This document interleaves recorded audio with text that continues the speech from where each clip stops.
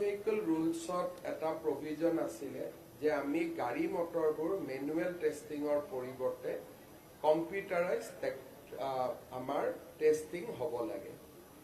Computerise এটা testing centre যদি আমি নিৰ্মাণ কৰিব খোজো প্ৰায় 20 কোটি টকাৰ প্ৰয়োজন হয়। আমি অসম চৰকাৰে স্পেইনৰ এটা company A+ ইটিউব India private limited তেওঁলোকৰ লগত সহযোগত আমি 4টা মটৰ ভেহিকল টেষ্টিং চেণ্টাৰ খুলিবলৈ সিদ্ধান্ত লৈছিলোঁ। নৰ্থ চালমাৰা, বিশ্বনাথ, যোৰহাট আৰু ডিব্ৰুগড়। ইয়াত মাটি বা আমাৰ যিখিনি লোকেল ছাপোৰ্ট এইখিনি অসম ৰাজ্যিক পৰিবহণ নিগমে দিয়ে আৰু ইকুইপমেণ্ট বা ইয়াক চলাবৰ কাৰণে যিটো প্ৰয়োজনীয় মেন পাৱাৰ সেইটো A+ নামৰ কোম্পানীটোৱে যোগান ধৰে। ASTC আৰু এই কোম্পানীটোৰ মাজত ৰেভিনিউ শ্বেয়াৰ কৰা হয়। এই ব্যৱস্থাটো পৰিৱৰ্তন কৰাৰ পিছত বিশ্বনাথ আৰু যোৰহাটত আৰু আমাৰ চালমাৰা 3 জেগাত হোৱাৰ পিছত এতিয়ালৈকে আমি 2000তকৈ অধিক গাড়ী বা ভেহিকল আমি ফিটনেছ ইয়াতে কৰিব পাৰিছোঁ। এতিয়া ভেহিকল ফিটনেছৰ কাৰণে মানুহ দ্বিতীয় অফিচত যাব নালাগে। আজি অসমত আমি এনেকুৱা এটা পৰিৱেশ পাইছোঁ যে লাইচেন্সো আমি মটৰ ভেহিকল যিবিলাক ড্ৰাইভিং ইনষ্টিটিউট আছে আমি তাৰ জৰিয়তে দিব পাৰোঁ। ফিটনেছো আমি আমাৰ ফিটনেছ চেণ্টাৰবিলাকৰ জৰিয়তে দিব পাৰোঁ। ক'ব গ'লে আমি এতিয়া অসমত দ্বিতীয় অফিচসমূহ বন্ধ কৰিও দিব পাৰোঁ আৰু নিৰ্বাচনৰ আগতে আমি এনেকুৱা 2-3টা অফিচ বন্ধ কৰাৰো সিদ্ধান্ত লৈছোঁ। কাৰণ আমাক এতিয়া পুৰণা দ্বিতীয় অফিচত গৈ সেৱা লোৱাৰ পৰিৱৰ্তে আমি পোনে পোনে ইয়াত আহিব পাৰোঁ, পোনে পোনে গাড়ীখন ফিটনেছ কৰিব পাৰোঁ আৰু আমাৰ ফিটনেছ চাৰ্টিফিকেটখন অল ইণ্ডিয়া ছাৰ্ভাৰত সোমাই যাব। ভাৰতৰ য'তেই নাযাওক কিয় তেওঁলোকে আমাৰ গাড়ীত চেক কৰিলেই তেওঁলোকে দেখা পাব যে আমাৰ ফিটনেছ আছে। এই ব্যৱস্থাটোৰ কাৰণে আমাৰ বহুতখিনি লাভ হৈছে। এতিয়া আমি নতুনকৈ নগাঁও বা হোজাই, মঙলদৈ, বৰপেটাত আৰু 3টা আমি চেণ্টাৰ কৰিব খুজিছোঁ। আজি ডিব্ৰুগড়ত হোৱা চেণ্টাৰটোৰ এটা বিশেষত্ব হৈছে যে অটো ৰিক্সা বা 3 হুইলাৰ এখেতসকলে চেণ্টাৰলৈকে আহিবৰ কাৰণেও কষ্ট পাব। দিনটো তেওঁলোকৰ কাম নহ'ব, 50 কিলোমিটাৰ 100 কিলোমিটাৰ পৰা আহিব লাগিব। এই চেণ্টাৰটোৱে এখন মোবাইল টেষ্টিং ভেহিকল ইন্ট্ৰডিউচ কৰিছে। এতিয়া তেওঁলোকে কাষ্টমাৰৰ ঘৰত গৈও আপোনালোকে বুজিব য'ত আগত দ্বিতীয় অফিচত আহি লাইন পাতি থাকিব লাগে, এতিয়া ইয়াত ফোন কৰিলে এখেতসকলে নিজে কাষ্টমাৰৰ ঘৰত গৈও ভেহিকলখনৰ ফিটনেছ কৰি দিব। তৃতীয়, আমাৰ এই চেণ্টাৰৰ ভিতৰত ডাঙৰ চকাৰ গাড়ী আগতে নহৈছিল, যেনেকুৱা JCB হওক বা আমাৰ ট্ৰেক্টৰ হওক। এতিয়া ডিব্ৰুগড় চেণ্টাৰত আমি আৰু এটা নতুন মেচিন আনিছোঁ যে ট্ৰেক্টৰৰ ওপৰত ইয়াক প্লেচ কৰি দিলে আৰু 50 মিটাৰ ট্ৰেক্টৰখন যদি চলাই দিয়ে, ব্ৰেক পুট কৰে, লগে লগে আমি ট্ৰেক্টৰখনৰ ফিটনেছটো পাই যাম। এইটো আমি প্ৰথমবাৰৰ বাবে ডিব্ৰুগড় চেণ্টাৰত আমি ইন্ট্ৰডিউচ কৰিছোঁ। এই ব্যৱস্থাৰ ফলত অসম ৰাজ্যিক পৰিবহণ নিগমৰ ৰাজহ বৃদ্ধি পাইছে, সেৱা ভাল হৈছে আৰু আমাৰ যিটো এটা মনত ইচ্ছা আছিল যে কাগজ পত্ৰ নোহোৱা চৰকাৰ এখন চলক, পৰিবহণত আমি প্ৰথম লাৰ্ণাৰ লাইচেন্স দি আৰম্ভ কৰিছিলোঁ।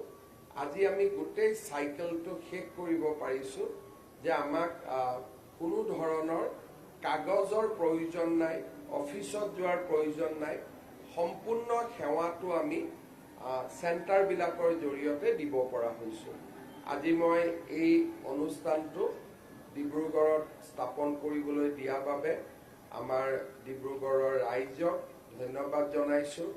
অসম ৰাজ্যিক পৰিবহণ নিগমক অভিনন্দন জনাইছোঁ। পৰিবহণ মন্ত্ৰী যোগেন মহান ডাঙৰীয়াকো ধন্যবাদ জনাইছোঁ। আপোনালোকে যদি কিবা সুধিব বিচাৰে জানিব বিচাৰে মই ক'ব পাৰোঁ। আজি আমাৰ মন্ত্ৰী পীযুষ হাজৰিকা ডাঙৰীয়াই প্ৰশান্ত ফুকন ডাঙৰীয়াৰ লগত খহনীয়া স্থল পৰিদৰ্শন কৰিছে আৰু মই নিশ্চিত যে তেওঁক সুধিলে আমি গম পাম যে কি ব্যৱস্থা ল'ব ঠিক কৰিছে। কালি মই ঘটনাটো গম পোৱাৰ লগে লগে ততাতয়াকৈ পীযুষ হাজৰিকাক মাতি পঠিয়াইছিলোঁ আৰু তেখেতে আজি চাইছে। নিশ্চয় আমি যিমান পাৰোঁ আমি খহনীয়া ৰোধ কৰাৰ বাবে চেষ্টা কৰিম।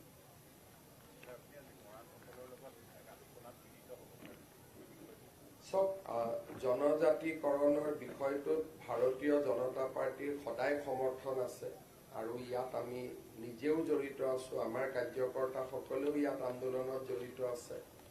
সমস্যাটোত সমাধানৰ বাবে কিছু আলোচনাৰ মাজেৰে বাট প্ৰশস্ত কৰিব লাগে। বিভিন্ন পৰ্যায়ত ইয়াৰ আলোচনা চলি আছে। 25 নৱেম্বৰত অসম বিধানসভা আৰু কেবিনেটত আমাৰ কেবিনেট কমিটি আমি যিখন গঠন কৰি দিছিলোঁ তেওঁলোকে প্ৰতিবেদন দাখিল কৰিব।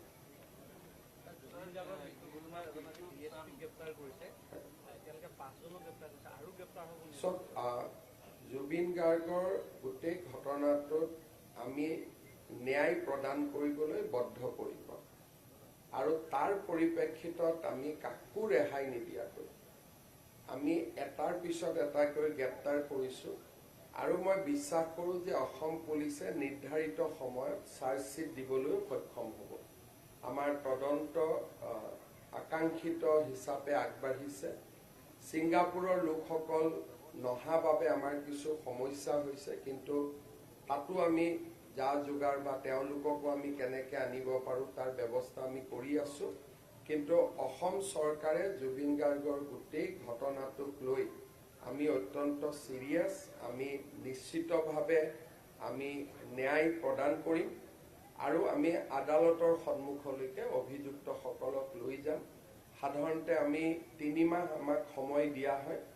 3 মাহ সময়তকৈ আমি বেছি সময় নিবিচাৰিম। নিৰ্ধাৰিত সময়ৰ ভিতৰতে আমি চাৰ্জশ্বীট দিবলৈ চেষ্টা কৰিম, যাতে ঘটনাটোৰ গোটেই তদন্ত পুলিচে কৰাৰ পিছত ঘটনাটোৰ বিচাৰ যাতে আদালতৰ মজিয়াত হ'ব পাৰে। আৰু আমি একেবাৰে নিশ্চিত যে আমি জুবিন গাৰ্গক ন্যায় প্ৰদান কৰিবলৈ সক্ষম হ'ম।